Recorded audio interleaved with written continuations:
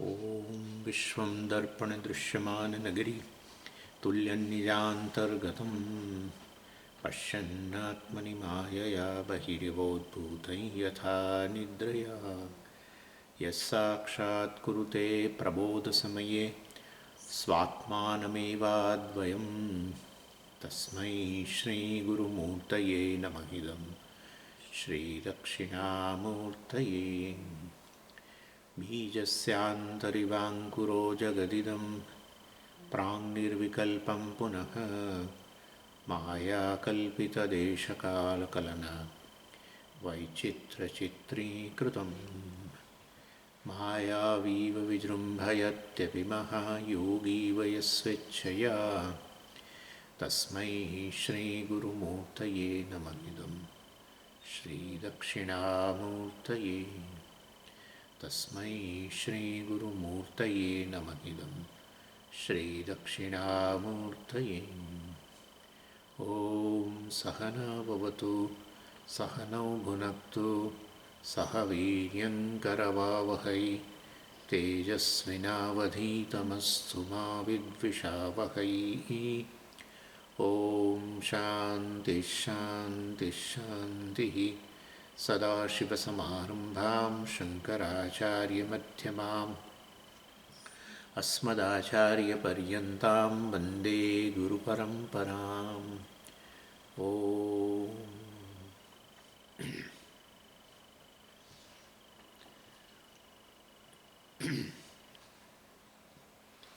214 श्लोक। सर्वे ये नानुभूयन्ते यस्वयं नानुभूयते तमात्मानं वेदितारं विद्धि बुद्ध्या सुसूक्ष्मया।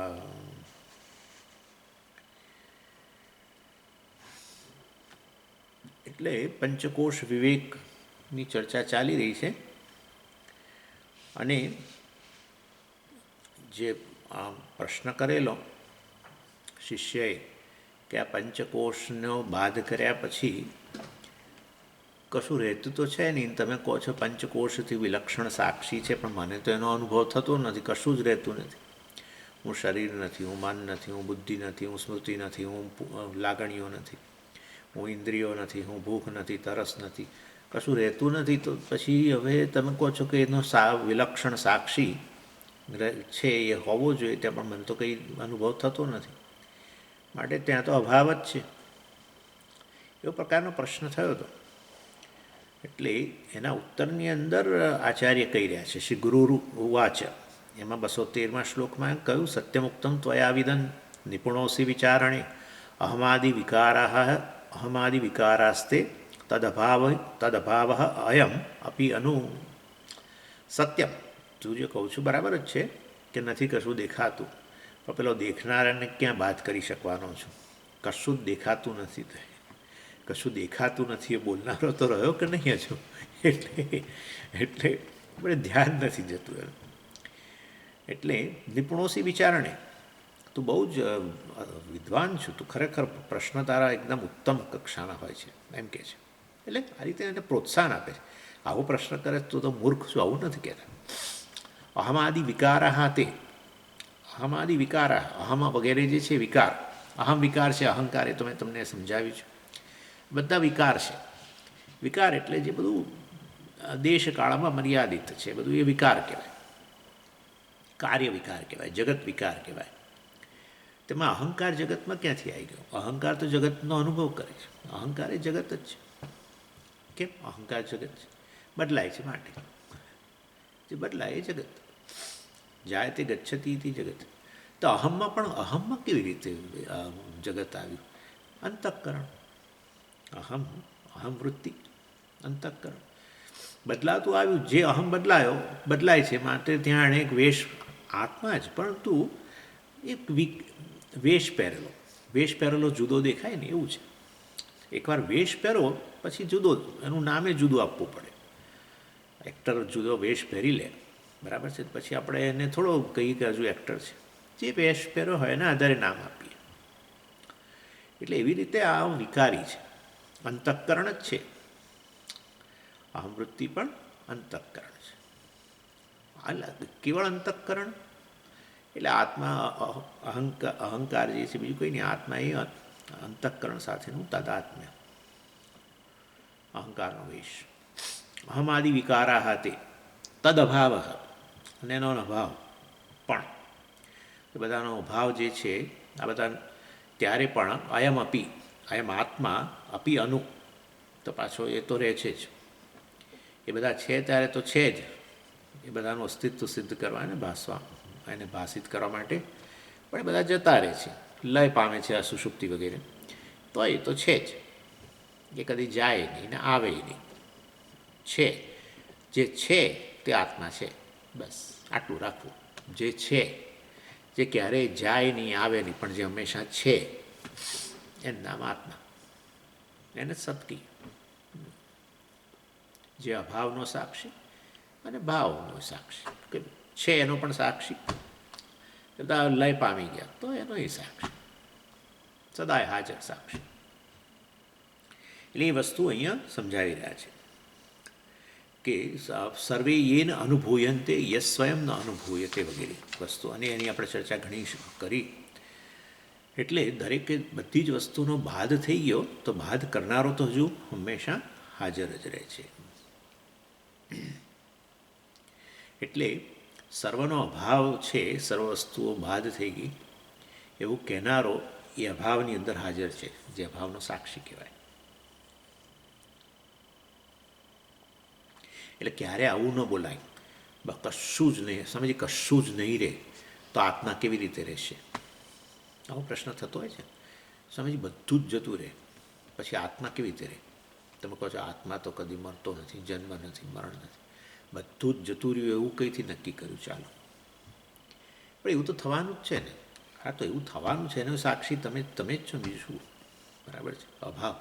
અભાવ થઈ જશે કે અભાવ છે એવું બોલનારો તો રહેવાનો જ છે, એ કદી જાય નહીં. દેશનો ભાવ અને એનો અભાવ, એનો સાક્ષી. કાળનો અભાવ ને કે કાળ હોવો ત્યારે એનો સાક્ષી, કાળનો અભાવ તો એનો સાક્ષી. કાળના અભાવમાં જે હાજર હોય એ કેવી રીતે નાશ પામે એ બતાવો. એટલે એ સમજવાની વસ્તુ છે, જોવાની વસ્તુ નથી. અભાવ આ બધા મેં કાઢી નાખ્યા, સમજ્યા? પાંચે પાંચ લેયરો કાઢી નાખ્યા, અન્નમય, પ્રાણમય, મનોમય, વિજ્ઞાનમય, આનંદમય, બધા કાઢીને હવે હું આમ જોઉં છું, અંદર તો કશું દેખાતું તો છે નહીં. અરે આ જોનારો બેઠો છે કે નહીં ત્યાં? હા, આ જોનારો જે છે એને એ સાક્ષી છે. તું એનો સાક્ષીને તો જોવાનો પ્રયત્ન ન કર, સાક્ષીને જોવાનો પ્રયત્ન કરીશ તો એ સાક્ષીને જોનારો કોણ છે મને પહેલાં કહે. ચાલ, પછી હું તને કહું કે એ બરાબર છે, તું જોઉં છું. સાક્ષીને જોનારો કોણ છે? હા, સમજીએ તો બીજો સાક્ષી જ કહેવો પડે, તો પછી છોડો ને. હા, સાક્ષીને જોનારો સાક્ષી કેવી રીતે હોય? સાક્ષ્ય અને સાક્ષીમાં ભેદ સમજાય કે નહીં?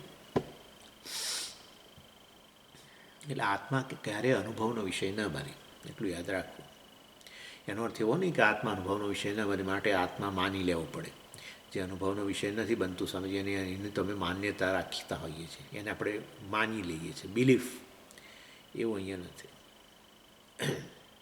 અને એમાં તમને ઉદાહરણ આપ્યું હતું સ્વર્ગ વગેરે, જે ક્યારેય અનુભવનો વિષય નથી બનતું માટે સ્વર્ગની માન્યતાનો વિષય. એવી રીતે આત્મા ક્યારેય અનુભવનો વિષય ન બને માટે આત્મા એ અત્યારે તમને અનુભવ થઈ રહ્યો છે મારો? હા. તમને દેખાઈ રહ્યું છે, સંભળાઈ રહ્યું છે? હા. બસ તો આત્મા હાજર છે, જેના વગર કોઈ અનુભવ જ શક્ય ન બને. સર્વે યેન અનુભૂયંતે, બધું જેના વડે અનુભવાતું હોય એ વસ્તુ તો અનુભવનો વિષય બની જ ન શકે. એ તો અનુભવ કરનાર, એના થકી જ તો અનુભવ થાય છે. અને માટે ફોટોગ્રાફ્સ બધા તમને બતાવે, અને ફોટોગ્રાફ બધા બતાવે અને પછી કે આ બધા શેનાથી લીધા ફોટોગ્રાફ્સ? તો કે કેમેરાથી ફોટોગ્રાફ્સ લીધા. તો પણ કેમેરો તો દેખાતો નથી અંદર, એમ કે બોલો હવે આ કઈ રીતે એને સમજાવું? જે કેમેરાથી તમે બધા ફોટા લીધા, બરાબર, તો કે જો તમે કહો છો કે કેમેરો ત્યાં હાજર જ હતો, જેમાં બધા લોકો હાજર હતા ફંક્શનમાં, અને બધાના ફોટા લીધા, તો કેમેરો ત્યાં હાજર હતો. તો કેમેરો બતાવો મને ફોટા. હવે આ કઈ રીતે કહેવો? કેમેરો બતાવો. એ ભાઈ આ બધા ફોટાઓ છે એ જ સિદ્ધ કરે છે શું? કેમેરો. તો પછી કેમેરાનો ફોટો લેવા માટે પછી બીજો કેમેરો જ લાવવો પડશે ને છેવટે. પછી તો તમે કહેશો એ કેમેરો મને બતાવો, હોલની અંદર એ કેમેરો હાજર હતો એ બતાવો. તો કેવી રીતે બતાવો? ફોટાઓ જ સિદ્ધ કરે છે કે કેમેરો છે. એવી રીતે અત્યારે તમને મારો અનુભવ થઈ રહ્યો છે એ જ બતાવે છે કે આત્મા છે. એ આત્મા અનુભવનો વિષય તો બને જ નહીં. જેના વગર કોઈ અનુભવ સર્વે એને અનુભૂયંતે, જેના વડે સર્વ અનુભવ થતો હોય, યસ સ્વયં ન અનુભૂયતે, એ તો ક્યારે અનુભવનો વિષય બને જ નહીં. અને છતાંય તમારે બહુ જ તમને એ હોય ને તો કહેવાય કે જેનો સતત અનુભવ થઈ રહ્યો છે. લો, જેનો સતત અનુભવ થઈ રહ્યો છે એ છે વાસ્તવમાં આત્મા. આવું કહેવું પડે, બરાબર ને? અહમનો તો અનુભવ સતત થઈ જ રહ્યો છે. અહમનો તો અનુભવની જરૂર જ ક્યાં છે? એ અહમના અનુભવ વગર બહારની વસ્તુનો કે બીજી કોઈ વસ્તુનો અનુભવ, શરીરનો અનુભવ ન થવાનો, તમારી સ્મૃતિનો અનુભવ ના થાય અને તમારી લાગણીઓનો અનુભવ ના થાય. એટલે વાસ્તવની અંદર સમજો આ વસ્તુ. એટલા માટે હું વારંવાર રિપીટ કરું છું કે આત્મા સ્વામીજીની આત્માની વાત કરે છે, રોજ સવાર પડે છે અને આત્માની વાતો કરે છે, પણ મારે આત્મા હજુ સુધી મારા અનુભવનો વિષય બન્યો નથી, એમ જ માને છે લોકો. એટલે ક્યારેય અનુભવનો વિષય નહીં બને. જેના થકી જ સર્વ વસ્તુનો અનુભવ થાય છે કે સર્વ વસ્તુઓના અભાવનો અનુભવ થાય છે, એ આત્મા છે. એમ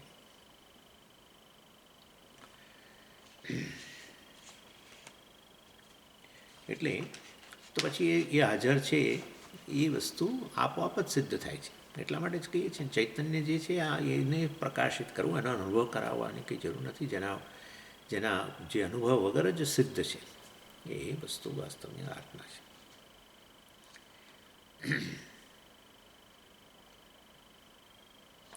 અને એવું ચૈતન્ય જે છે વાસ્તવમાં આત્મા જે ચૈતન્ય સ્વરૂપ છે એ ખોટું માની લીધું છે કે હું એક ચેતન વ્યક્તિ છું. ચેતનતાને તમે પડકારી નથી શકતા અને માટે તમારું સ્વરૂપ થઈ ગયું. તો પછી તમે ચૈતન્ય છો એમ કહું છું, ના પણ હું એક ચેતન વ્યક્તિ છું એમ કહેતા હોઈએ છીએ. અને ચેતન વ્યક્તિ જ્યારે કહીએ ત્યારે એ ચૈતન્યની અંદર કંઈક વસ્તુ મિશ્રિત કરીએ છીએ, અને એ છે આ શરીર, મન, બુદ્ધિ. અને એટલા માટે હું એક વ્યક્તિ છું એને આપણે સત્ય માનીએ છીએ. અને ચેતનતા તો એનો ગુણ છે, જાણે એવું માનીએ. ચેતન વ્યક્તિ છું એમ કહેતા હોઈએ છીએ. ખરેખર વાસ્તવની અંદર એ વ્યક્તિપણું જ એ તો આ શરીર વગેરે જે છે એની અંદર ભાષિત થઈ રહ્યું છે. એટલે આ શરીરનો ગુણધર્મ માનીએ છીએ આપણે ચેતનતાને. પણ ખરેખર વાસ્તવમાં શરીરની સિદ્ધિ, શરીરનું ભાસવાપણું, બરાબર છે? શરીરની સિદ્ધિ એટલે શરીરનું અસ્તિત્વ ચૈતન્યમાં છે. શરીરનું અસ્તિત્વ કેવી રીતે ચૈતન્યમાં છે? તમે શરીરથી સભાન છો? હા, હું શરીરથી સભાન છું. અને પછી શરીરની બહાર સામેનો અવકાશ છે એનાથી સભાન છો? હા, એનાથી સભાન છું. આ બાજુમાં અવકાશ છે એનાથી સભાન છો? હા, એનાથી સભાન છું. આ બાજુ, હા, એનાથી સભાન છો. ઉપર રહેલું આકાશ, એનાથી સભાન છો. તો એનો અર્થ એવો થયો કે તમે શરીરથી સભાન છો અને તમે શરીરની બહાર રહેલા અવકાશ વગેરેથી પણ સભાન છો. તો તમે શરીરને વ્યાપીને રહેલા છો અને અવકાશને વ્યાપીને. કારણ કે અવકાશથી સભાન એટલે શું? અવકાશથી સભાન એટલે શું?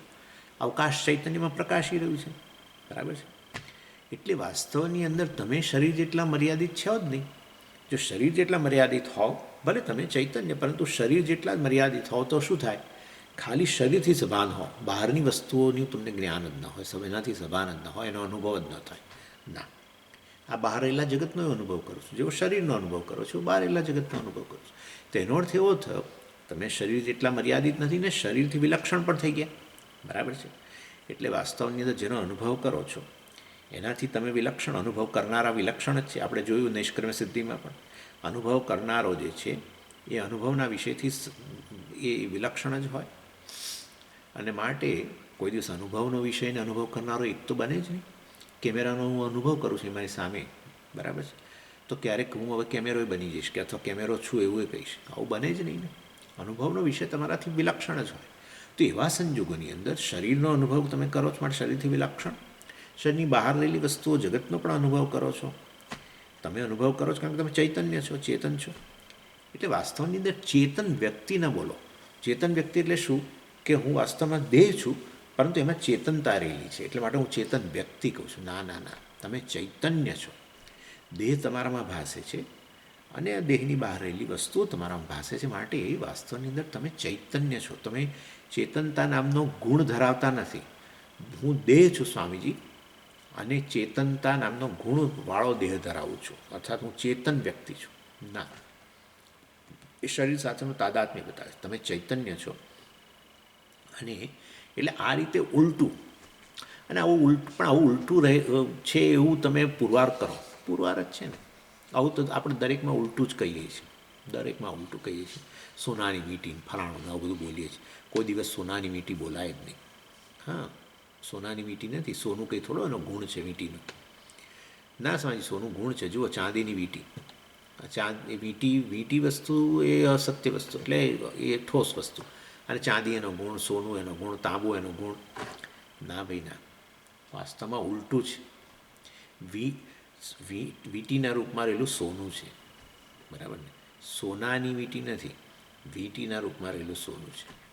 દેહના રૂપમાં રહેલું ચૈતન્ય છે. નહીં કે ચેતન દેહ હું છું, ચેતન વ્યક્તિ છું. ના, દેહના રૂપમાં રહેલું ચૈતન્ય. દેહ અવર જવર કરે છે ચૈતન્યમાં, બરાબર ને? અત્યારે દેહથી સભાન છો. દેહ, બરાબર, દેહ વ્યક્ત છે, તમે એનાથી સભાન છો. દેહ અવ્યક્ત બની જાય છે સુષુપ્તિમાં, તો તમે તો ચૈતન્ય છો જ. જો તમે ચેતન દેહ હોવ તો દેહનો લય થાય તો તમારો લય થઈ જવો જોઈએ, પણ નથી થતો. એટલે વાસ્તવમાં તમે દેહથી વિલક્ષણ છો, યાદ રાખવાનું. જે દેહથી સભાન છો અને બહારના જગતથી સભાન છો, માટે તમે દેહ જેટલા મર્યાદિત પણ નથી. ભલે હું દેહથી વિલક્ષણ હોઉં, પણ દેહ જેટલો જ સ્વામીજી અહીંયા વ્યાપેલો. બસ, દેહથી વિલક્ષણ પણ અહીંયા વ્યાપેલો. ના, એવું એ નહીં. તો અહીંયા જ વ્યાપેલો હોય તો એટલી જ સભાનતા હોય, દેહ જેટલી જ સભાનતા હોય. ના, તમને બહારના જગતની સભાનતા પણ છે, બહારના જગતનો જ અનુભવ થાય છે, બરાબર છે? માટે બહારનું જગત પણ એ ચૈતન્યમાં જ રહેલું છે. દેહ સહિત સમગ્ર દેહ જગત જે છે ચૈતન્યમાં રહેલું છે. માટે તમે તો સર્વવ્યાપી ચૈતન્ય છો. ઇન શોર્ટ, હું ચેતન દેહ છું એ ચોકડી. હું ચૈતન્ય છું, અને દેહના રૂપમાં રહેલું ચૈતન્ય, મનના રૂપમાં રહેલું ચૈતન્ય, લાગણીના રૂપમાં રહેલું ચૈતન્ય, એમ કહો. વીંટીના રૂપમાં રહેલું સોનું, વીંટીના રૂપમાં રહેલું ચાંદી, એમ કહેવું જોઈએ. કારણ કે એ ઠોસ વસ્તુ છે. સોનું, ચાંદી, તાંબુ ઠોસ વસ્તુ છે. વીંટી વગેરે તો એક નામરૂપ છે. એ તો આવે છે ને લય અત્યારે છે ને પછી લય પામી જાય, ઓગાળી નાખો. પહેલાંય નહોતું, હવે સોનીએ આકાર આપ્યો, વળી પાછું જતું રહેશે. ઓગાળી નાખે છે લોકો. પોતાના ઘરેણાઓ નથી ઓગાળી નાખતા, ઓગાળી નખાવે સોની પાસે જઈ. એટલે એ અવર જવર કરનાર આયારામ ગયારામ જે છે એ વાસ્તવમાં એ આ રૂપ છે, નામરૂપ જેને કહીએ આપણે. સોનું નહીં, એ ઠોસ વસ્તુ છે. પણ બોલીએ છીએ ઉલટું, સોનાની વીંટી, ચાંદીની વીંટી, એમ કરીને સોનું, ચાંદી, તાંબુ વગેરેને આપણે વિશેષણ બનાવીએ છીએ, અને વીંટીને આપણે જાણે કે વિશેષ્ય બનાવીએ છીએ. ના, વાસ્તવની અંદર ઉલટું છે. એવું ને એવું અહીંયા ઉલટું થઈ ગયું છે. હું ચેતન વ્યક્તિ છું કહે છે. ના, વ્યક્તિના રૂપમાં રહેલું ચૈતન્ય, દેહ, મન, બુદ્ધિ વગેરેના રૂપમાં રહેલું ચૈતન્ય. એટલે અને ચૈતન્યને કારણે જ આ દેહમાં ચેતનતા છે. વાસ્તવમાં હું ચૈતન્ય છું. એ વસ્તુ સુષુપ્તિ સિદ્ધ કરે જ છે. એટલે આ રીતે સુષુપ્તિ હોય, સમાધિ હોય વગેરે બધી વસ્તુ, ત્યાં ચૈતન્ય કોઈ પ્રકારના અનુભવના વિષય વગરનું છે એવું ગણી લો. અને અત્યારે આ દેહ, મન, બુદ્ધિ સહિત જે વિષય છે ચૈતન્યનો, જ્ઞાનનો વિષય, અનુભવનો વિષય છે, એના સહિતનું છે વગેરે. અને માટે ચૈતન્ય તમારું સ્વરૂપ છે.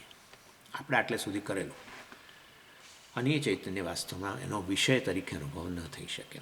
એના થકી બધાનું વિષયીકરણ થાય છે, એના થકી જ બધાનો અનુભવ થાય છે, એના થકી જ બધાનું જ્ઞાન પ્રાપ્ત થાય છે. એ ચૈતન્યને જ બધી વસ્તુઓ, ચૈતન્ય દ્વારા જ બધી વસ્તુઓ પ્રકાશિત થાય છે. ચૈતન્ય સ્વયં પ્રકાશ જે છે એ ક્યારેય અનુભવનો વિષય ન બની શકે. અને તો સદાય અનુભવ થઈ રહ્યો છે, સદાય અહમ અહમના રૂપમાં એનો જ અનુભવ થઈ રહ્યો છે.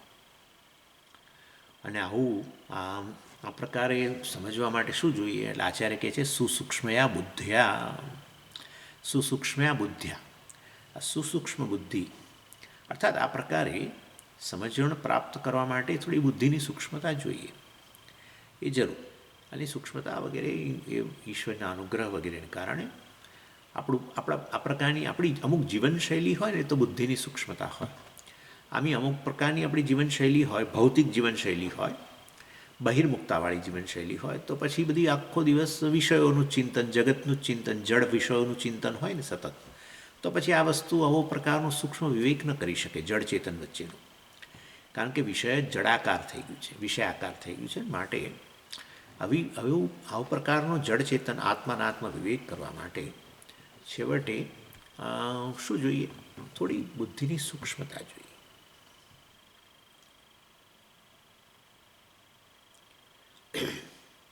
એટલે અહીંયા જે ઉપલબ્ધ આપણને જે અનુભવો છે, ત્રણેય અવસ્થાઓ, જાગ્રત, સ્વપ્ન, સુષુપ્તિ, એનાથી આગળના કોઈ અનુભવની આપણે વાત કરવાના જ નથી. આ અનુભવો જે અત્યારે થઈ રહ્યા છે એનું જ વિશ્લેષણ કરવા માટે આવી સુસૂક્ષ્મ બુદ્ધિની જરૂર છે.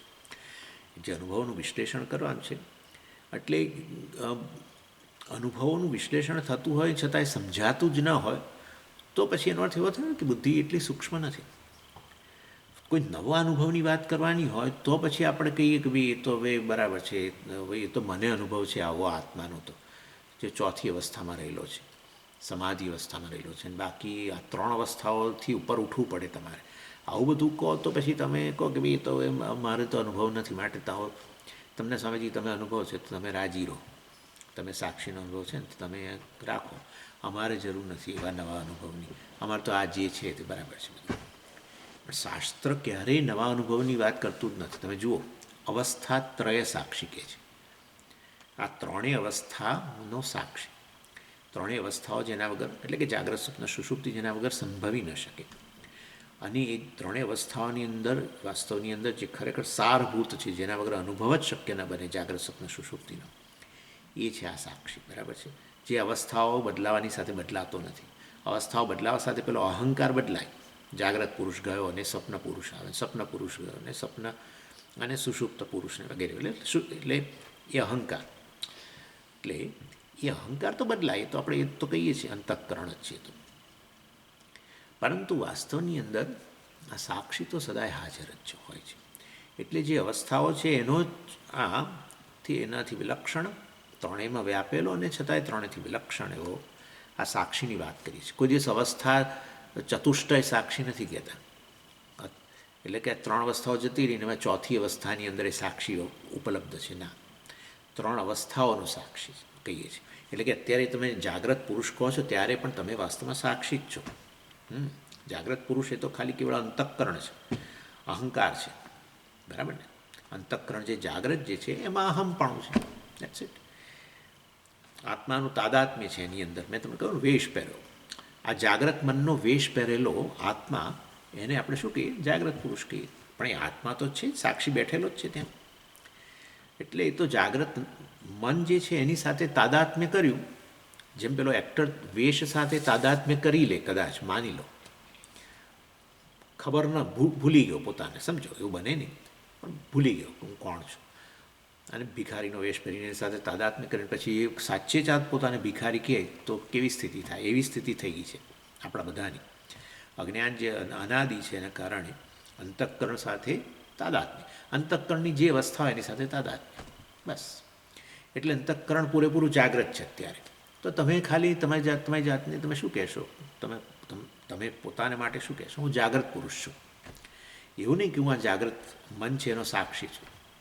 છો જ અત્યારે, એ તમારા અનુભવમાં છે, પણ તમે નહીં કહો, કારણ કે અનુભવનું વિશ્લેષણ નથી થયું. જો તમે જાગ્રત પુરુષ જ હોવ તો જાગ્રત પુરુષની અંદર પણ સતત બદલાઈ રહેલો છું. બરાબર છે? જોનારો, ખાનારો, પીનારો, બેસનારો, ઉઠનારો, સાંભળનારો, સૂંઘનારો, બરાબર, સતત બદલાય છે. પણ તમને ખબર છે એ વસ્તુ કે પહેલાં હું જોતો હતો, હવે હું સાંભળું છું, હવે અત્યારે હું સાંભળું છું, પછી હું આમ કરીશ, અથવા હું પહેલાં, અર્થાત એ બધું તમે કનેક્ટ કરી શકો છો. તો એટલે એ તો બદલાયા વગરનો બેઠો છે, પણ એ તરફ તમારું ધ્યાન નથી જતું એમ. અને જાગ્રત અવસ્થા પૂરી થઈ જાય ત્યારે પછી એક અર્ધ જાગ્રત મનનો વેશ પહેરી લે. એટલે હવે પોતાને સ્વપ્ન પુરુષ કહે. પાછું એ વેશ કાઢી નાખે અને હવે અંતઃકરણ સુપ્ત અવસ્થામાં ગયું તો પોતાને સુષુપ્ત કહે. બરાબર ને? પરંતુ વાસ્તવમાં સુષુપ્તિમાં જ્યારે અંતઃકરણ અહંકાર સૂઈ ગયો, લય પામ્યો, અવ્યક્ત બન્યો, ત્યારે પણ હું બેઠો છું એટલે હું કહું છું મને બ્લેન્કનેસનો અનુભવ થયો. અવ્યક્ત અવસ્થા એટલે આવું બ્લેન્કનેસ. એટલે એનો અર્થ એવો થયો કે વાસ્તવની અંદર આ વેશ કાઢીને બેઠા પછી પણ હું તો રહ્યો જ. એટલે વેશ પહેરેલો હું નથી, વેશ કાઢી નાખ્યો છે ત્યારે તો પણ હું હાજર છું. માટે ખરેખર હું વેશથી વિલક્ષણ છું. અને એ રીતે ખબર પડે આપણને કે સાક્ષી તો ત્યારે હાજર હતો, અત્યારે હાજર છે, સ્વપ્નમાં હાજર છે. એ સાક્ષી જે છે વાસ્તવની અંદર એ આપોઆપ જ અવસ્થાત્રયનો સાક્ષી થઈ ગયો, બદલાયા વગરનો. અને એ રીતે વાસ્તવમાં આપણે આ 3 અવસ્થાઓની મદદથી જ સમજી શકીએ છીએ. અને માટે ચૈતન્ય જે છે એ આ રીતે વિદ્ધિ સુસૂક્ષ્મયા બુદ્ધ્યા વિદ્ધિ, તમારે સાક્ષીને આ રીતે સૂક્ષ્મ બુદ્ધિ વગેરેથી જાણવું જોઈએ. ચાલો 215. તત્સાક્ષિકમ ભવેત તત્તદ યદ્યદ્યેનાનુભૂયતે કસ્યાપ્યનનુભૂતાર્થે સાક્ષિત્વમ નોપયુજ્યતે. એ શંકરાચાર્યજી એક જનરલ રૂલ જે છે એ કહી રહ્યા છે કે અનુભવ નામની વસ્તુ, જીવન આખો આપણો અનુભવો જ છે બધા. અનુભવ નામની વસ્તુ જે છે એમાં 2 ઘટકો રહેલા છે. આ એક છે અનુભવનો વિષય છે, એક છેડો, અને બીજો છેડો છે અનુભવ કરનારો. એટલે કોઈ પણ અનુભવની જ્યારે વાત કરીએ ત્યારે આ 2 તો હોય જ. આ 2 ન હોય તો પછી 2માંથી એક હોય અને બીજું ના હોય તો અનુભવ શક્ય ના બને. બરાબર. અનુભવનો વિષય છે પરંતુ અનુભવ કરનારો નથી, તો પછી અનુભવ ક્યાંથી થાય? અનુભવ કરનારો છે સ્વામીજી. હા, સારું. શાનો અનુભવ થાય છે? કંઈ. એટલે કહેવાનો આશય એ છે કે બંને હોવા જોઈએ. અભાવનો અનુભવ થાય છે ને, એટલે કશું નહીં સ્વામીજી એટલે અભાવ. આ તો અભાવનો અનુભવ થાય છે ને, એટલે કોઈ પણ વિષય જોઈએ એમ, ભાવ કે અભાવ. બરાબર. એટલે અનુભવ નામની વસ્તુ બે વસ્તુ સિદ્ધ કરે છે. અને હવે જો તમને કશાનો અનુભવ એટલે કે અભાવનો અનુભવ થાય છે, શૂન્યનો અનુભવ થાય છે, તો પછી એ અનુભવનો વિષય અનુભવ કરનારો પણ હોવો જોઈએ. 2 જોઈએ જ અનુભવમાં. તમે કહો કે હવે શૂન્યનો અનુભવ, આ કયા કેમ સમજો? તમે શૂન્ય કેમ લઈ આવ્યા? કારણ કે આ પ્રશ્ન આ હતો ને, શિષ્યનો પ્રશ્ન આ છે કે હું અન્નમય નથી, હું પ્રાણમય નથી, અર્થાત હું શરીર નથી, હું મન નથી, હું બુદ્ધિ નથી, હું ઇન્દ્રિયો નથી, હું લાગણીઓ નથી, હું સ્મૃતિ નથી, હું સંશય નથી. બરાબર છે. હું આ નથી, અને ભૂખ નથી, તરસ નથી, હું આ નથી. આ બધું તો અનાત્મા કરીને પંચકોશ બધા કાઢી નાખે. હું કોઈ વૃત્તિ પણ નથી, એ તો અંતઃકરણ છે. બરાબર. તો પછી વાસ્તવમાં અભાવ, શૂન્ય. અને ત્યાં પછી શિષ્ય કહે છે જુઓ આ મેં પંચકોશ વિવેક કર્યો અને આ બધાને દૂર કર્યા. હવે તમે કહો છો ત્યાં સાક્ષી બેઠેલો છે, કશું દેખાતું તો છે નહીં. એટલે ચર્ચા ચાલે છે કે આ શૂન્યનો અનુભવ, અભાવનો અનુભવ, સર્વના અનુભવનો અભાવનો અનુભવ કરી રહ્યા છો, તો અનુભવમાં 2 વસ્તુ તો હોય જ. તો પછી અભાવનો અનુભવ કરતા હો તો અભાવનો અનુભવ કરનારો પણ હોવો તો જોઈએ, અને અભાવથી વિલક્ષણ હોવો જોઈએ. તો અભાવથી વિલક્ષણ વસ્તુ શું? ભાવ કે અભાવ? ભાવ જ હોય. સમજાય છે? અભાવથી વિલક્ષણ વસ્તુ શું? અભાવ. કારણ કે અનુભવ કરનારો અભાવ હોય છે જ નહીં, તો પછી અભાવનો અનુભવ કેવી રીતે થાય? બરાબર છે. એટલે એ સમજાઈ રહ્યા છે એ રીતે કે અભાવનો અનુભવ કરનારો, અંગ્રેજીમાં ઓકે નથિંગ. બરાબર. નથિંગનો અનુભવ કરનારો સમથિંગ હોય. નથિંગનો અનુભવ કરનારો સમજી નથિંગ, આવું તો હોય. અનુભવ કરનારો કેવો હોવો જોઈએ? અનુભવના વિષયથી વિલક્ષણ. અનુભવનો વિષય શૂન્ય હોય તો અનુભવ કરનારો શૂન્ય કે અશૂન્ય? શૂન્ય, એનાથી વિલક્ષણ. સમજાય છે ને વસ્તુ? હોપફુલી. બરાબર. એટલે અનુભવ કેવી ગજબની વસ્તુ છે. એટલે આ બૌદ્ધોને આપણે ધકેલી દીધા શંકરાચાર્યજીએ. સર્વમ શૂન્યમ શૂન્યમ, સર્વમ શૂન્યમ શૂન્યમ, બધું શૂન્ય છે, શૂન્યમાંથી આવ્યું છે. Fine, very good. અને છેવટે મોક્ષ પ્રાપ્ત કરવાનો. મોક્ષ પ્રાપ્ત કરનારો શૂન્ય નથી. શૂન્ય કેવી રીતે મોક્ષ પ્રાપ્ત કરશે? મોક્ષ પ્રાપ્ત કરનારો તો કોઈક છે, જે હોય તે બેઠો છે ને. એ કહી રહ્યો છે સર્વમ શૂન્યમ શૂન્ય, મેં જાણી લીધું બધું જ શૂન્ય છે. અરે પણ જે છે એ થોડો શૂન્ય છે, બરાબર છે. એટલે આ રીતે શૂન્યનો અનુભવ કરનારો જે છે એ અશૂન્ય હોય, એનાથી વિલક્ષણ હોય. આપણે એ વાત થયેલી જ છે નૈષ્કર્મ્ય સિદ્ધિમાં પણ. અનુભવનો વિષય કરતાં અનુભવ કરનારો વિલક્ષણ છે. જો અનુભવનો વિષય શૂન્ય હોય તો અનુભવ કરનારો એનાથી વિલક્ષણ એટલે કે અશૂન્ય, એટલે કે કોઈક એન્ટિટી છે. Nothing is experience by nothing એવું ના હોય. Nothing is experience by something. Okay, પછી તો ચૈતન્ય જ લાવવું પડશે. અનુભવ કરનારો આવ્યો એટલે ચૈતન્ય જ, એનાથી કશું બીજું ચૈતન્ય વગર કશો અનુભવ ન થાય. શૂન્યનોય ન થાય અનુભવ, અને કોઈ ભાવાત્મક વસ્તુનો અનુભવ ન થાય. અને માટે એક સમથિંગ બીજું કંઈ જ ના હોય, ચૈતન્ય જ હોય. ચાલો, એનીવે, એટલે experience of nothing must be different from nothing. એમ આ જરા પેલું અંગ્રેજી હું જાણી જોઈને બોલું છું, પેલું નથિંગ સમથિંગ આવે ને એટલા માટે. એક્સપિરિયન્સ ઓફ નથિંગ, બરાબર, must be different from nothing, and than one who is different from nothing is something. હા, બૌદ્ધો તો એવા પાછળ પડી ગયા હતા, બસ આ જ શૂન્યવાદ. શંકરાચાર્યજીએ ધકેલી દીધા બધાને, દેશની બહાર ધકેલી દીધા. ખાલી આની ફિલોસોફિકલી જ નહીં, બીજી રીતે પણ. પરંતુ બૌદ્ધોનો જે પ્રભાવ હતો સમાજની અંદર, આચાર્યએ બધી રીતે એમની ફિલોસોફી, બુદ્ધ ધર્મની દ્રષ્ટિએ અને ફિલોસોફી બંને, રિલિજન અને ફિલોસોફી. રિલિજનમાં તો આપણા જેવા જ છે. એમનામાં કેટલા બધા તો પેલા એ છે બધા, શું જેને કે બધા રિચ્યુઅલ્સ કેટલા છે. એ લોકો આ બધું માને છે રિલિજનની રીતે, પુનર્જન્મ વગેરે. એટલે તો કહે છે કે પેલા દલાઈ લામાની જ્યારે પસંદગી કરવાની ત્યારે કે આ દલાઈ લામા ફલાણા અમે જોયું બધું, એનું બધું ભૂતકાળની અંદર જોયું કે તો આમ હતા, પહેલાં આમ હતા, ને હવે એ અત્યારે અહીંયા જન્મ્યા છે અને એ દલાઈ લામા થવાને લાયક છે. એટલે એ બધું આવું માને છે, કર્મને માને છે, પુનર્જન્મને માને છે. અને બધા આપણા જેવા જ રિચ્યુઅલ્સ છે. તમે જોજો ક્યારેક આ બધું યુટ્યુબમાં તો બધું બહુ પડ્યું છે. એટલે ધર્મની દ્રષ્ટિએ તો જાણે બધું આપણા જેવું, કારણ કે છેવટે તો બધો આપણી જ ઇન્ફ્લુઅન્સ હતી ને. ખુદ પોતે જ હિન્દુ હતા ગૌતમ બુદ્ધ. ચાલો ને એમના અનુયાયીઓએ બધું ઊભું કર્યું છે, જેણે કર્યું એણે. પરંતુ હિન્દુ ધર્મની તો અસર પૂરેપૂરી છે. પણ ફિલોસોફીની વાત કરું છું તમને.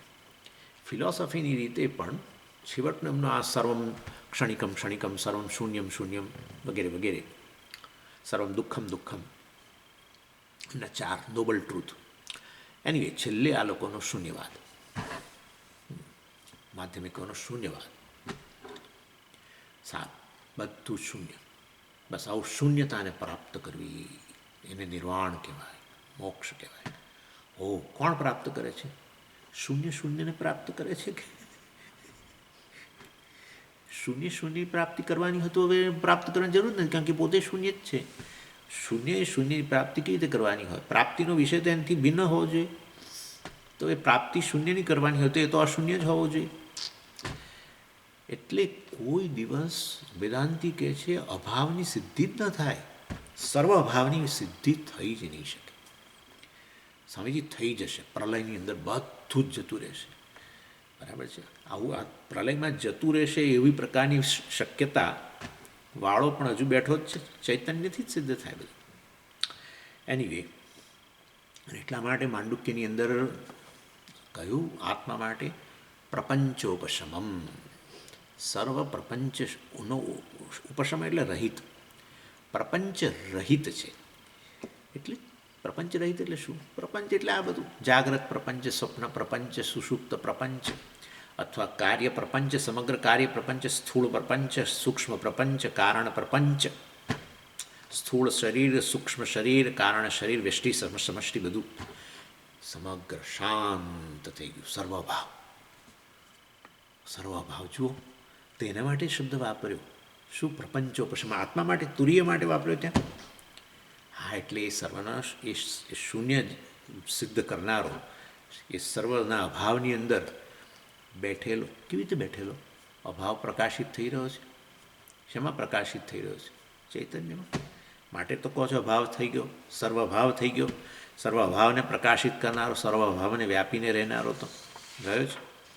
અને માટે સ આત્મા સવિજ્ઞેય, સર્વ પ્રપંચનો શાંત થઈ ગયું છે.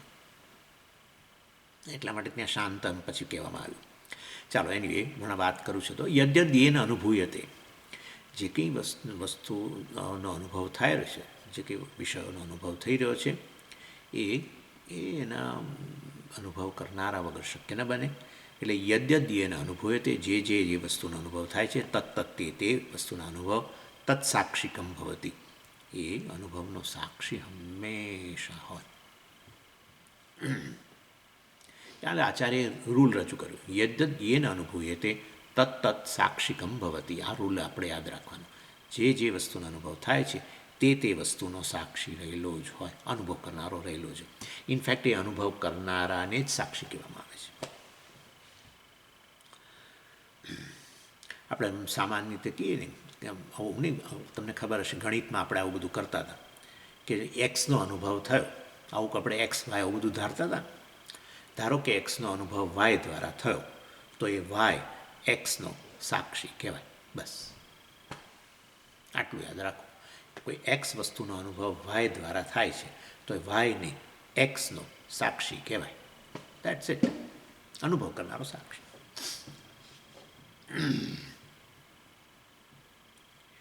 અને પછી આગળ શું કહે છે આચાર્ય, અંતમના, એટલે તમે આવું કેમ કહો છો? કસ્યાપી અનનુભૂતાર્થે સાક્ષિત્વમ ન ઉપયુજ્યતે. કસ્યાપી અનનુભૂતાર્થે સાક્ષિત્વમ ન ઉપયુજ્યતે. એટલે સાક્ષી રહી ન શકે. શેના સંદર્ભમાં સાક્ષી ન હોઈ શકે? જે વિષયોનો અનુભવ જ ન થયો હોય તેના સંદર્ભમાં સાક્ષી રહી જ ન શકે. વિષયોનો અનુભવ ન થાય તો એનો સાક્ષી રહી જ ન શકે. એટલે વિષયનો અર્થ અહીંયા અભાવે ગણી લેવાનો, અભાવનો અનુભવ. એટલે કહેવાનો આશય એ છે અનનુભૂતાર્થે. અર્થ એટલે વિષય. અનઅનુભૂત, અનુભૂત એટલે વિષય જેનો અનુભવ થાય છે એને અનુભૂત કહેવાય. અનઅનુભૂત, જેનો અનુભવ નથી થતો એવો અર્થ, એવા વિષયના સંદર્ભમાં એનો સાક્ષી છે એવું ન કહેવાય.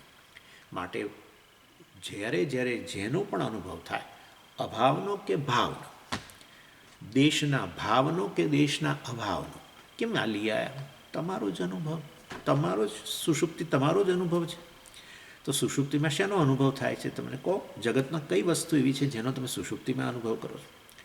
જગતનો કોઈ પણ વિષય, અરે હું તો કહું છું, તમારું એક વૃત્તિ પણ, એક લાગણી પણ જો તમે એનો અનુભવ કરી રહ્યા હોવ તો સુષુપ્તિ નથી. તમારા દેહનો અનુભવ થઈ રહ્યો હોય તો તમે સુષુપ્ત નથી, તમે જાગ્રત છો. જો તમારા મનનો અનુભવ થતો હોય, તમારી ભૂખનો અનુભવ થતો હોય, તમારી તરસનો અનુભવ થતો હોય, ઓહો ઊંઘી ગયો છું અને પાછો સાથે આવો અનુભવ થઈ રહ્યો છે, હું તરસ્યો છું, શક્ય જ નથી. જાગો પછી કહો હું ભૂખ્યો છું, તરસ્યો છું, જે કહો તે. સુષુપ્તિ એવી વસ્તુ છે કે જેમાં સમગ્ર જગતના અભાવનો અનુભવ છે.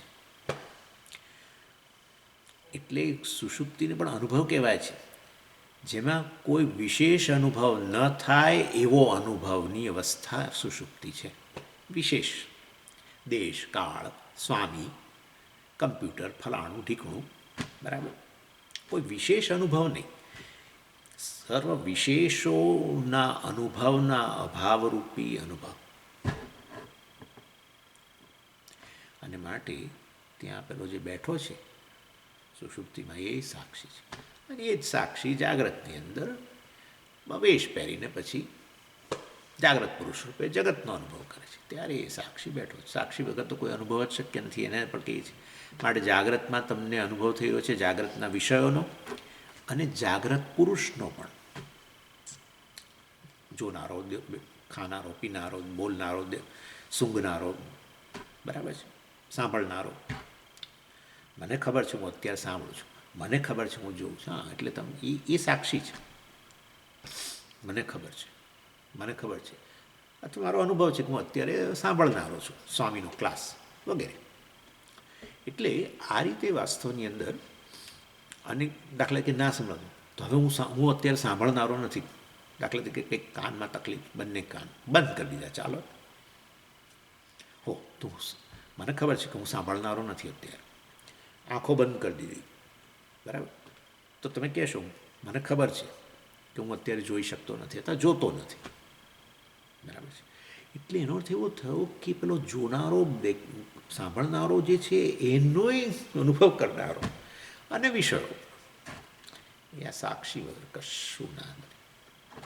અને એ જતો જ નથી, એ જાગ્રત અવસ્થા જતી. તો હવે સ્વપ્નની અંદર, સપનામાં હું આમ જોતો હતો, આમ જોતો હતો, એમ જોતો હતો, અથવા આમ સાંભળ્યું, મેં આમ સાંભળ્યું. વિષય અને પેલો વિષય, સબ્જેક્ટ ઓબ્જેક્ટ, અને આ બંને શાંત થઈ ગયા, બંને શાંત થઈ ગયા, વિકલ્પો શાંત થયા. એટલે આપણે સુષુપ્તિને નિર્વિકલ્પક અવસ્થા કહીએ છીએ. આપણે કોઈ નિર્વિકલ્પ સમાધિની જરૂર જ નથી, રોજ સમાધિ જ હોય છે આપણને. તો હા, જાગ્રતમાં આવી જાય છે ને સમાધિ, જાગ્રતમાં બેઠા બેઠા સમાધિ આવી જાય. કેટલાય લોકોને ક્લાસમાં બહુ જ સમાધિ આવે, રીતસર સમાધિ જેવી જ આંખો થઈ જાય. હા, સમાધિ જેવી જ.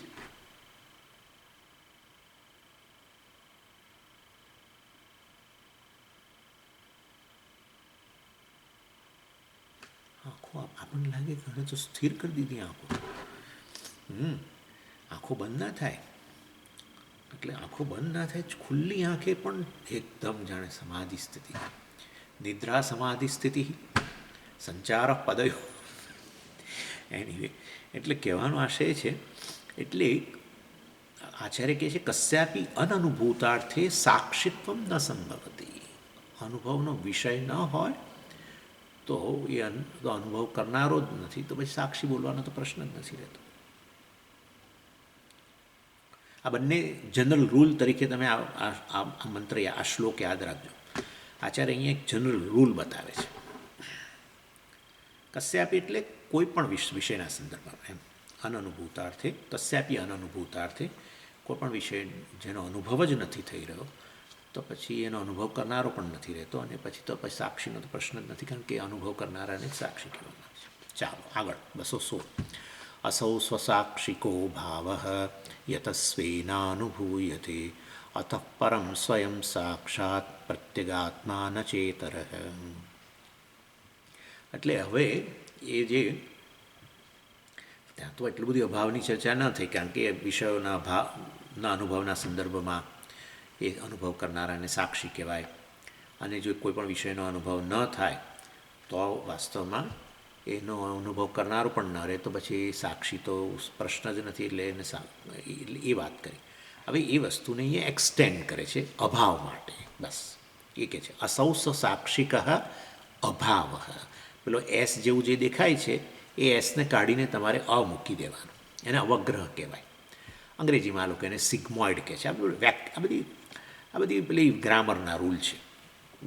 એટલે સ્વસાક્ષિકો ભાવ એમ કહેવાય. તમે ચેન્ટિંગ કરતા હો ને ત્યારે તમને આ જોવા મળશે, આવો એસ જેવું. આમ એ એસ નથી, એ કાઢીને એ એસ એક હોય ને, એક એસ, તો આપણે એને એક અ મૂકવાનું. ઘણીવાર બે હોય તો આ મૂકવાનું, એવું હોય. એની એટલે અસૌ સ્વસાક્ષિક અભાવ. અસૌ અભાવ, આ અભાવ પણ સ્વસાક્ષિક. સ્વમ સાક્ષી યસ્ય અભાવસ્ય સહ સાક્ષી સહ અભાવ સ્વસાક્ષિક. એટલે ટોટલ અભાવ એટલે અહીંયા આપણે ટોટલ બ્લેન્કનેસ, એમ બધું જ નકારી દેવું. નકારીએ જ તો નકારીએ જ. હું અન્નમય નથી, હું આ નથી, હું તે નથી.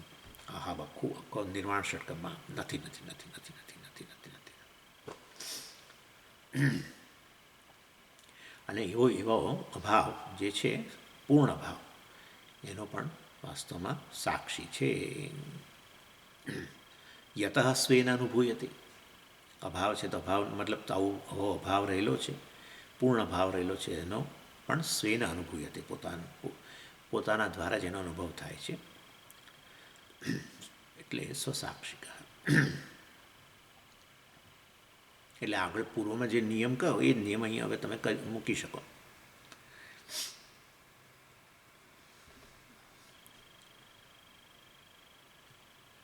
એટલે થાય છે શું એકચ્યુઅલી જ્યારે આ આવું કહીએ, આવું નકારવામાં આવે ને ત્યારે પછી એના નકાર્યા પછી એ જે આપણે કહીએ કે સાક્ષી, એનાથી પંચકોશથી વિલક્ષણ અવસ્થાત્રય સાક્ષી વગેરે જે બોલીએ, એ સાક્ષીને આપણે હંમેશા શું કરીએ, જોવાનો પ્રયત્ન કરીએ. એ જે વાસ્તવમાં જે જોવાનો પ્રયત્ન કરીએ છીએ એ ખરેખર શું છે, એ વાસ્તવમાં એ જોવાનો વિષય નથી. એ જોનારો જે છે એ વાસ્તવમાં જે બધાનો બાદ કર્યા પછી જે આ જે અભાવની અંદર જે ઉપલબ્ધ છે એ વાસ્તવની અંદર એ સાક્ષી છે. એને એ જોવાનો વિષય ન બને, જોનારો સાક્ષી છે. પણ સામાન્ય રીતે આવું આપણે કરતા હોઈએ છીએ. અને એટલા માટે એક વ્યક્તિ આપણા એક સ્વામીજીને મળેલા 12 વર્ષ સુધી એમણે આવી રીતે ધ્યાન કર્યું. અને એમણે ધ્યાન એના માટે જ કરેલું, એમનો એક પર્પઝ આટલો જ હતો કે મનને બિલકુલ વૃત્તિરહિત બનાવી દેવું. હા, કેમ મનને વૃત્તિરહિત બનાવી દેવું? કારણ કે તમે કહો છો કે છેવટે સાક્ષી જે છે એ આ રીતે સર્વવૃત્તિઓનો સાક્ષી છે, એટલે વૃત્તિના અભાવમાં પણ ઉપલબ્ધ છે. તો આ વૃત્તિઓ બધી દૂર કરી દઉં તો અને પછી એ અભાવ બધું આવી જાય વૃત્તિઓનો, પછી હું એની અંદર જોવાનો પ્રયત્ન કરું કે આ બેઠો છે કે નહીં સાક્ષી. 12 વર્ષ સુધી એમણે ખૂબ બધું પ્રયત્ન કરીને પોતાના મનને વૃત્તિરહિત કર્યું ખરું, પરંતુ વૃત્તિરહિત કર્યા પછી મનની અંદર એ જોવા ગયા કે હવે સાક્ષી ક્યાં બેઠો છે, તો ક્યાંય દેખાયો નહીં. અને માટે પછી એટલા બધા હતાશ થઈને પછી સ્વામીજી પાસે ગયા. અને સ્વામીજીએ એમને સમજાવ્યું કે એ અભાવ જેમાં પ્રકાશિત થઈ રહ્યો છે, અહમ, એ જ વાસ્તવમાં સાક્ષી છે. સાક્ષી ચૈતન્ય સ્વરૂપ છે, જેના થકી તમને અભાવનો અનુભવ થઈ રહ્યો છે. અભાવને પ્રકાશિત કરનારો, અભાવને વ્યાપીને રહેલો, હા, અભાવને વ્યાપીને જે રહેલો છે એ આખો અભાવ તમારામાં જ પ્રકાશિત થઈ રહ્યો છે ને એ તમે સાક્ષી છો વગેરે. એટલે અભાવનો અનુભવ કરનારો, અભાવનો સાક્ષી. પણ એ અભાવનો અનુભવ કરનારો સાક્ષી કોણ? અરે પણ હું જ અભાવનો અનુભવ કરું છું ને, તો પછી હું જ સાક્ષી. એટલે હું અભાવનો અનુભવ કરનારો અને હું અભાવનો સાક્ષી છું. હવે હું અભાવનો સાક્ષી હોતો એ હુંને પછી અંતઃકરણની અંદર આમ કેવી રીતે જોવાય? એને જોવાનો વિષય કેવી રીતે બનાવાય? જોવાનો વિષય તો અહમથી વિલક્ષણ. એનીવે, અસૌ ભાવ સ્વસાક્ષિક. હું અભાવનો સાક્ષી છું. અને માટે આ પંચકોશનો બાદ કર્યા પછી, બાદ ખરેખર એનો અભાવની જરૂર જ નથી, પણ તો આપણે ગણી લઈએ છીએ આ રીતે. કશાનો અભાવ છે એનો વળે બાદ ગઈકાલે જ જોયું ને વેદાંત સારમાં કે એનો બાદ કરવો અર્થાત શું? એનો મિથ્યાત્વ નિશ્ચય કરવો, બસ આટલું જ. કે વસ્તુ સત્ય નથી, કેવળ એક દેખાવ છે, બસ આટલું જ.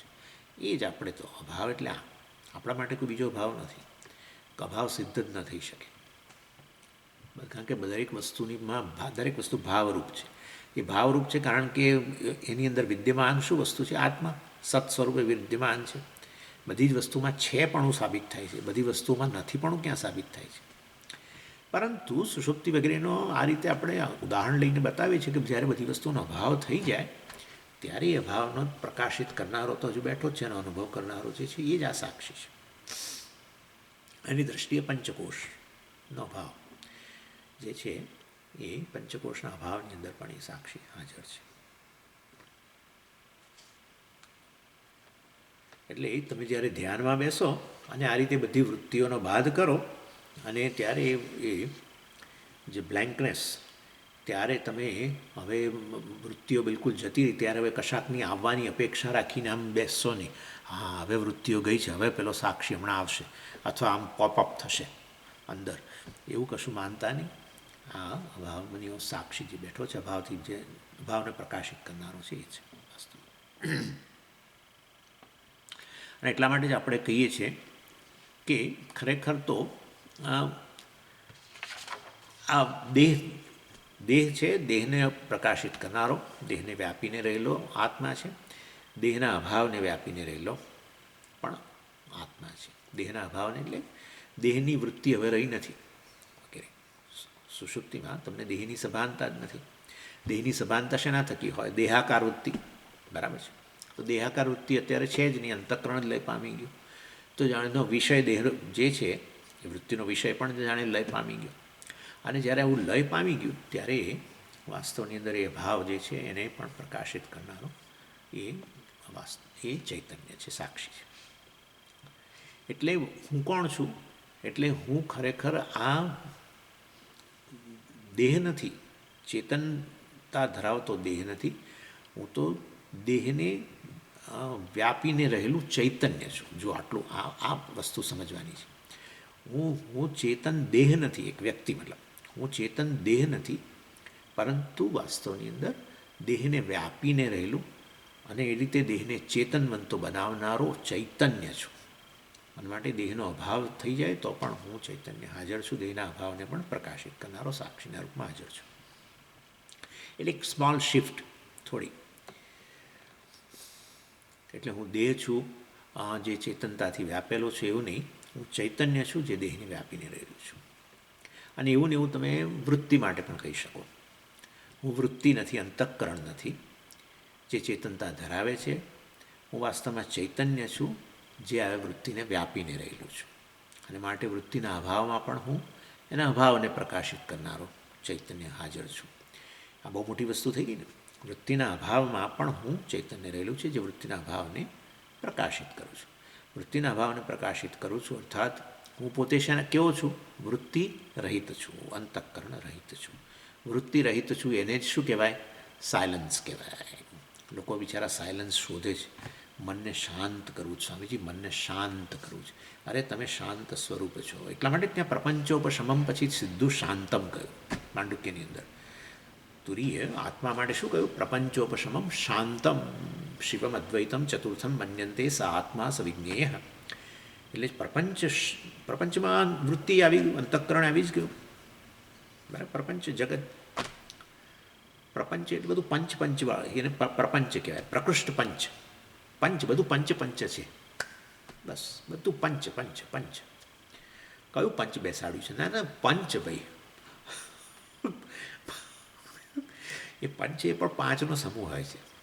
ગામમાં પહેલાં આવું નિર્ણયમાં ન્યાય માટે જ્યારે આટલી બધી ન્યાયપાલિકા, આ બધી કોર્ટો આટલી બધી વિસ્તૃત અને બધું નહોતું, બંધારણો નહોતા, ત્યારે આવો પંચ બેસાડે. ડાયા માણસોનું પંચ. ગામની અંદર 5 ડાયા માણસો હોય, એમને બોલાવે કશો કંઈક થયો હોય ને ઇસ્યુ, ત્યારે 5ને બેસાડે કે નિર્ણય કરો એમ. તો કે પંચ બેસાડ્યો. પણ આ જગત જ પંચ પંચ પંચ પંચ પંચ પંચ પંચ પંચ બધું પંચ. જેનો તમે અનુભવ કરો છો એ બધું પંચાત્મક છે. એને જ અનાત્મા કહેવાય. પંચ મહાભૂતો જ છે. અનાત્મા જળ. એટલે બિચારું પ્રકાશિત કરવું પડે છે. આત્મા વડે પ્રકાશિત થાય છે. બિચારું કારણ કે એના વગર એનું અસ્તિત્વ સિદ્ધ નથી થતું. વૃત્તિનું અસ્તિત્વ તમે સિદ્ધ કરો છો, નહીં કે વૃત્તિ તમારું અસ્તિત્વ સિદ્ધ કરે છે. જો વૃત્તિ તમારું અસ્તિત્વ સિદ્ધ કરતી હોય તો વૃત્તિ ન હોય તો તમારું અસ્તિત્વ નહીં. વૃત્તિ નથી એવું તમે કહો છો. વૃત્તિનો અભાવ તમે સિદ્ધ કરો છો. વૃત્તિનું અસ્તિત્વ તમારા થકી છે.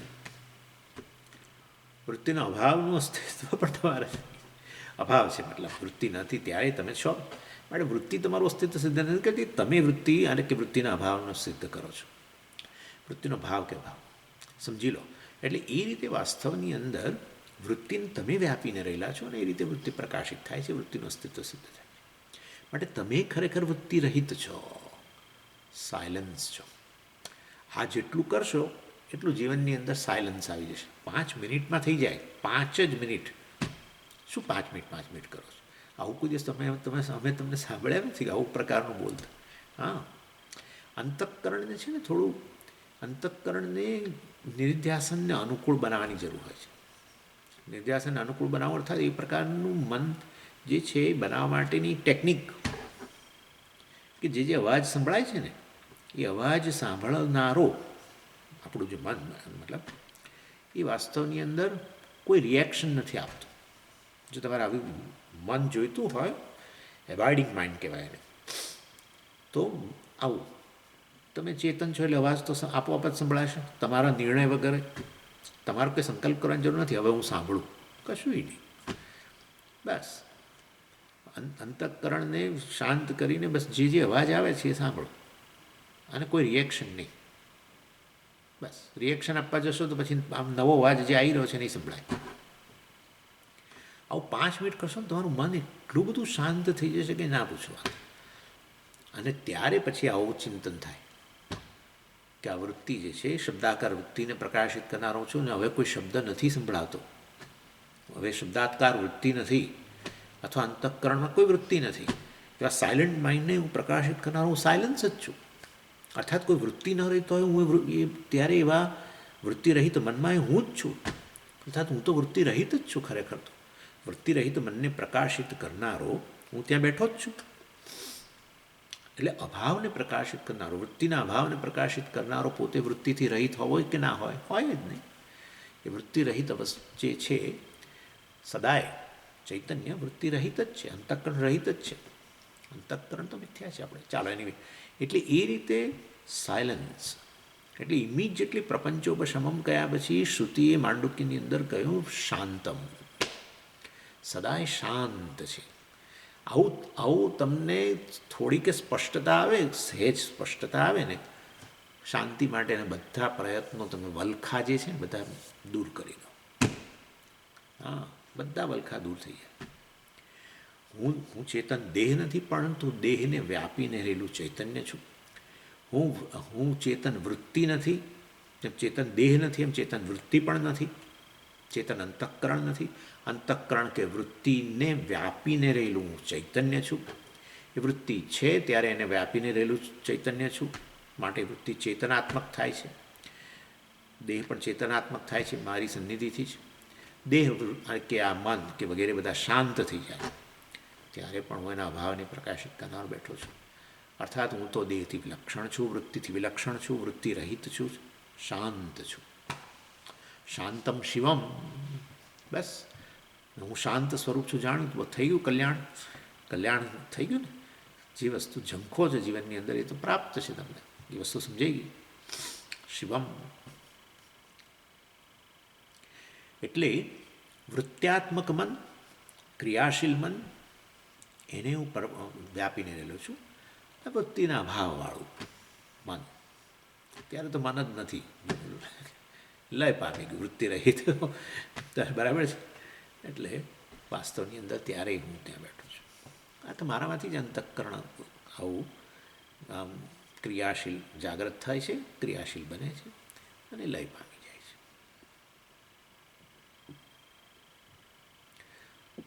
અને આવું નિમિત્તે મેં તમને કહ્યું પ્રમાણે આ વસ્તુને વધારે સ્પષ્ટ કરવા માટે તમારે શું કરવાનું, પહેલાં ધ્વનિના સંદર્ભમાં લેવાનું કે જે ધ્વનિ સંભળાઈ રહ્યો છે એને હું વ્યાપીને રહેલો છું ત્યારે જ સંભળાય છે.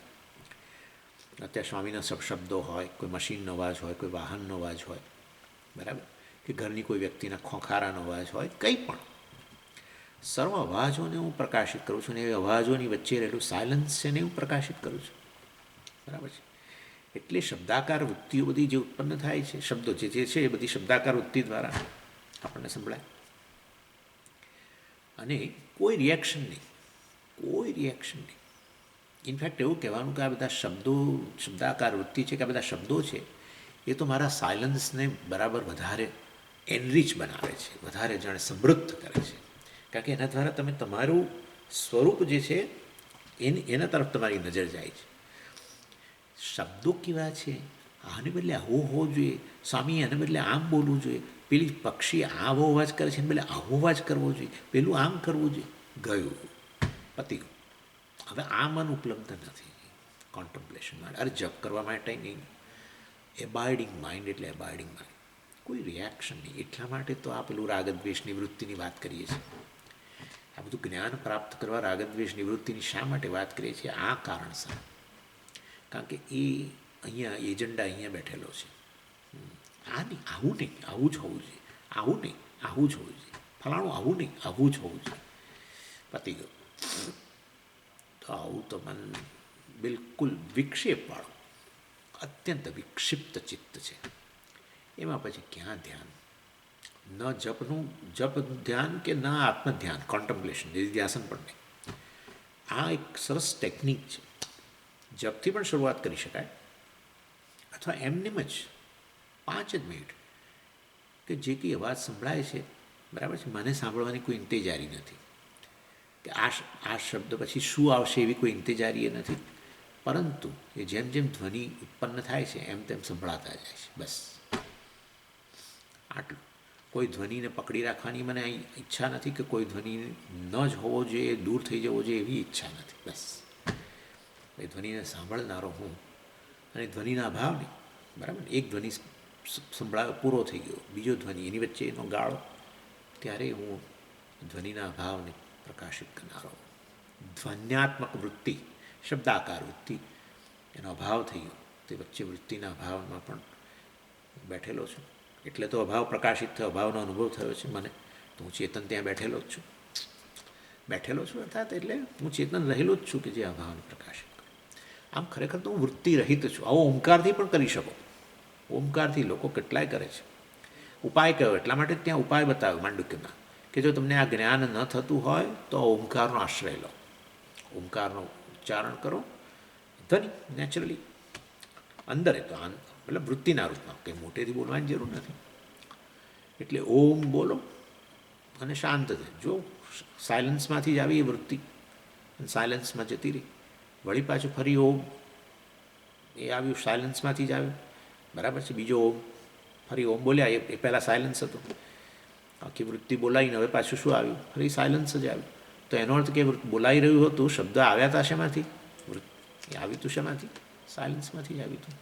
સાયલન્સમાંથી ઉત્પન્ન થયું, સાયલન્સમાં લય થતું હોય તો વચ્ચે પણ ખરેખર શું હોવું જોઈએ, સાયલન્સ જ છે. સાયલન્સમાંથી શબ્દ આવે છે.